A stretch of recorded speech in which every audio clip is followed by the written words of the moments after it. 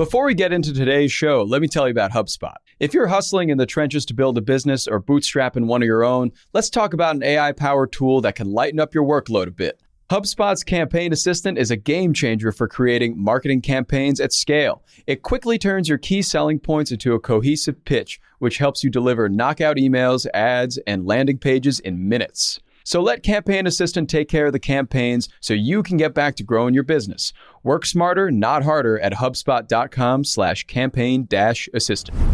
Good morning, everyone. It's Friday, May 12th. I'm Mark Dent, and I'm here with Juliet, Bennett, Rylah, and you're listening to the Hustle Daily Show.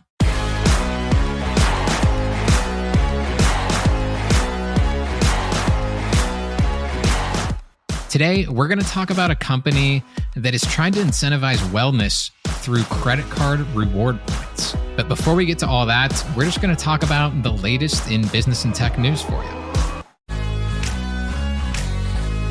Let's start off with Disney. The company just announced that its streaming business posted a $659 million operating loss last quarter and also lost 4 million paid subscribers. Needless to say, the stock dropped on the news yesterday. That said, Disney is still, arguably at least, in a better position than it was in the prior quarter, which is when it bled $1 billion plus. The other interesting thing about Disney is there's been a lot of talk about Hulu.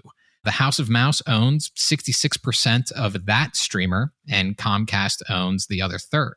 Disney CEO Bob Iger said he has been in talks about the possibility of buying out Comcast and owning Hulu altogether.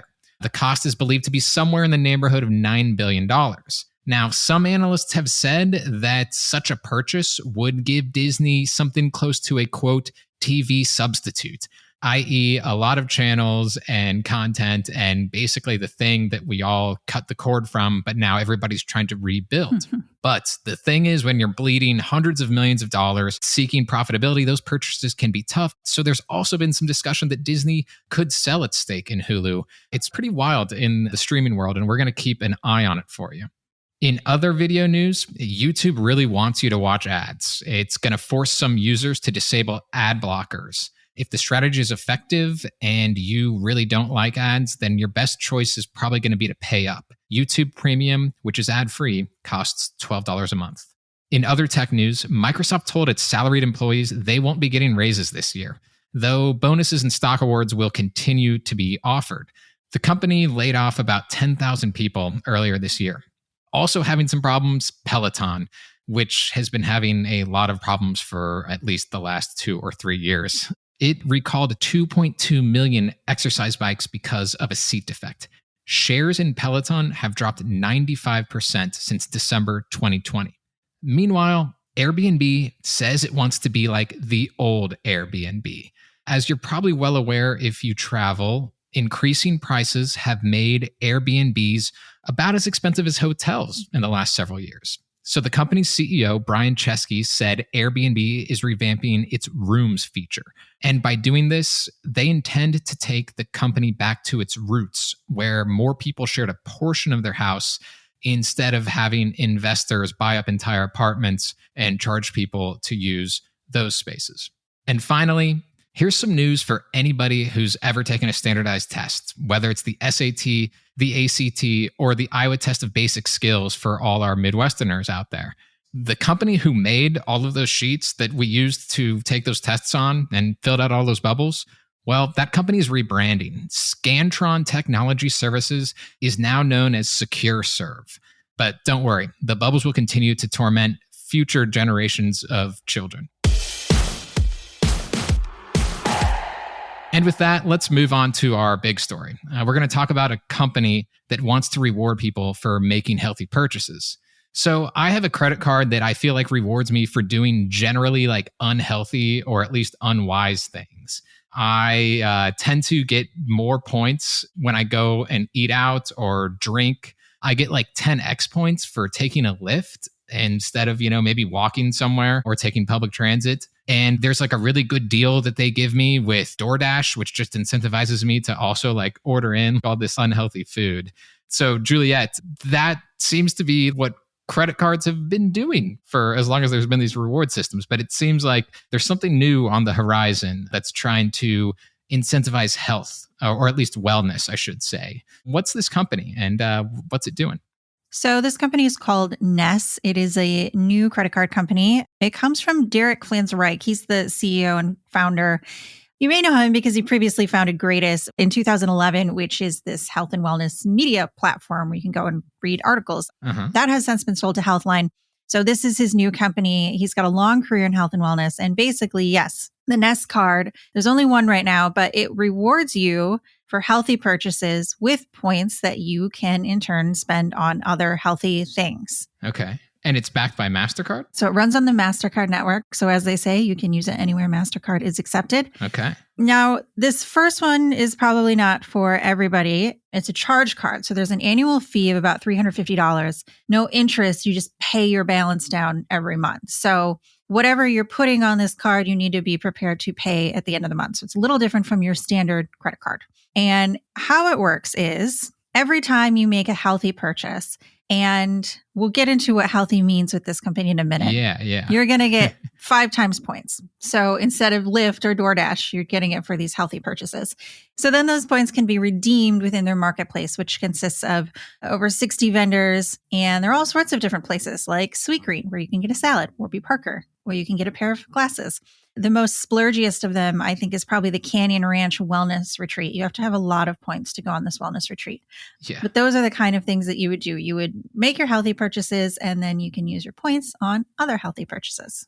Right. Okay. So to be clear then, like you said, buy healthy things, and then you have to use your points on healthy things. You can't go and use them on, a burger at Shake Shack or something like that, or some luxe trip to Hawaii necessarily.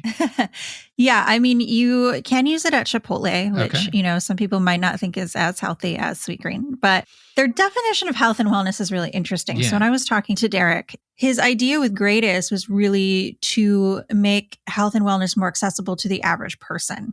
So not people who are already super ripped bodybuilders, not people who can take every Goop recommendation because they have a bunch of money to spend on all of these things that Gwyneth Paltrow recommends. All the eggs and whatnot. Yeah. Yes. Like the average person who's just like, hey, I want to incorporate more health and wellness into my life.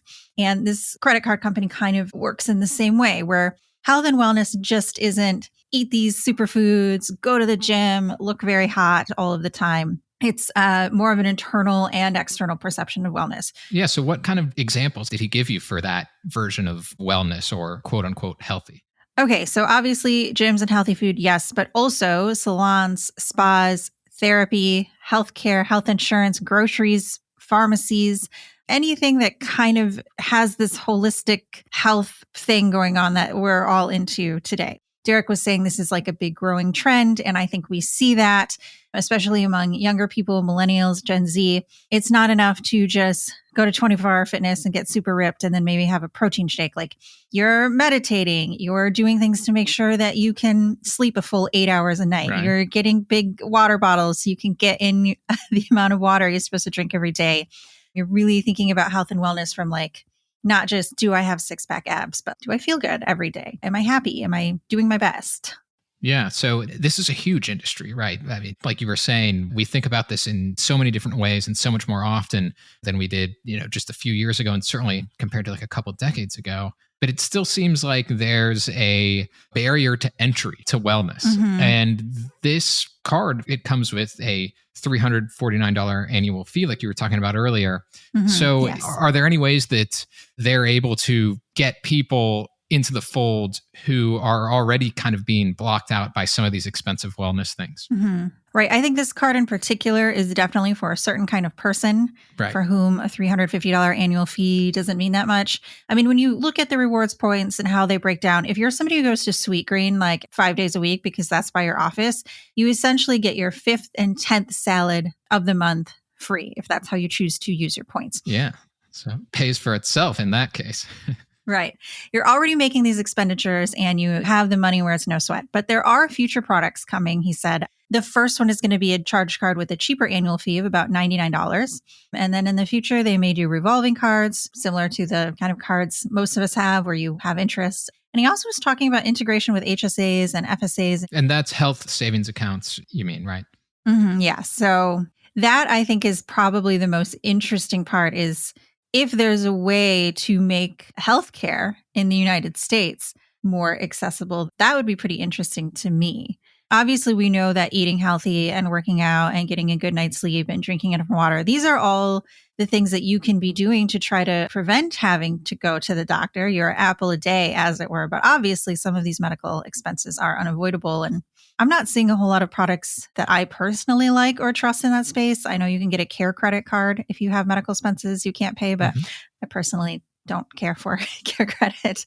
You certainly don't get any points for it. So the potential with those future plans, potentially involving HSAs, FSAs, does that mean that people, when they have to pay for healthcare, could get reward points out of it? Yeah, I think the details on that are not fully announced yet, but I think that is the idea. There is like a reward system for so many of the things we do. Every time you fly with Delta and you have an Amex Delta card, you get points for flying with Delta. Right. I think that would be the same idea. Right now, with the card that they have, let's say you go to your dentist and you get a root canal, and your root canal is, I don't know, $600. You will get $600 worth of points for that root canal because you're doing something healthy. However, you will need to pay that off at the end of the month. And that's not accessible for most people. But I think with these future cards, there will be something where it's like, okay, I have this big medical expenditure. I can't pay it off all at once. And I'm going to be rewarded for going to the doctor and not letting my tooth rot out of my head.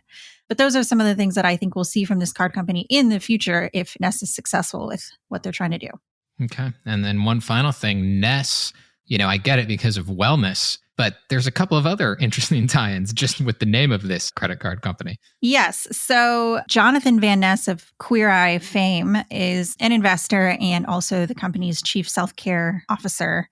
He does a lot of work in that space, like feeling good. He's kind of like the perfect guy for something like this. Yeah. His name is Van Ness, of course. That has nothing to do with the credit card company. They already had the name to begin with. Derek is a big fan of him, so that just happened to work out coincidentally. But fun fact, Derek also just really likes Scotland and the Loch Ness Monster. So there are kind of like little Easter eggs, like the credit card design has like a little swipe on it that one could imagine perhaps could be the Loch Ness Monster. Yeah. They have a publication. It's kind of like a wire cutter with like health and wellness products. Like what's the best foam roller, where they try out all the foam rollers and determine which one you should buy. That blog is called Nessie, which is what people like to call the Loch Ness Monster. So love the nickname for the Loch Ness Monster. Yeah, that's cute. Yeah, who doesn't love the Loch Ness Monster? Great branding in that case. Mm-hmm.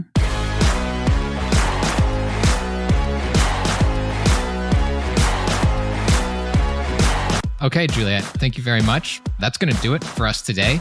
Thank you, everybody, for tuning into the Hustle Daily Show. We're a proud part of the HubSpot podcast network. Our editor today is Robert Hartwig, and our executive producer is Darren Clarke. We've got a lot more tech and business and coverage in our newsletter. So if you're not subscribed, you can get signed up at thehustle.co/email. We will catch you next week.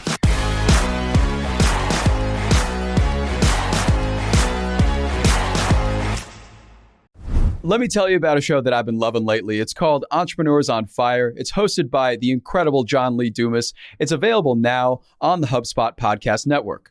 Entrepreneurs on Fire stokes inspiration and shares strategies to fire up your entrepreneurial journey and create the life that you've always dreamed of. I'm a big fan of this podcast. It has energy, it has value, and it's all about learning about entrepreneurship. I was just listening to an episode the other day. JLD interviewed Jay Rogers, who was such a wealth of information. He kind of went into how entrepreneurship chooses you. You don't necessarily choose it, and that failure only happens when you stop trying to win. A lot of gems in this one, so I highly recommend checking out that particular episode along with the rest.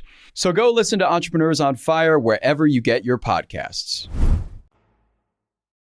Hey guys, if you listen to the Hustle Daily Show on Google Podcasts, we want to let you know that the option will no longer be available pretty soon. Google is sunsetting its podcast app sometime in early 2024 in favor of YouTube Music, and we want to give you a heads up before it's too late, since that time's almost here. The Hustle Daily Show is available everywhere and anywhere that you listen to podcasts, like Apple Podcasts and Spotify. If you're using YouTube Music, we are there as well. If you're an Android fan, there are plenty of apps like Overcast, Pocket Casts, Player FM, and more. So just search for us wherever you decide to listen to your favorite podcasts.